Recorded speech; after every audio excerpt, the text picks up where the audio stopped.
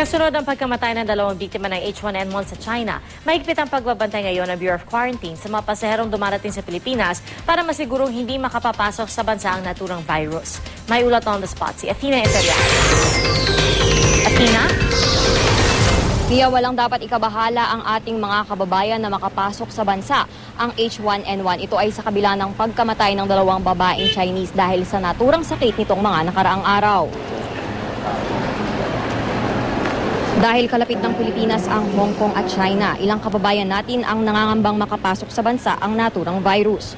Ngunit ayon kay Dr. Alex Oba, Chief ng Port and Airport Division ng Bureau of Quarantine, walang dapat ikabahala.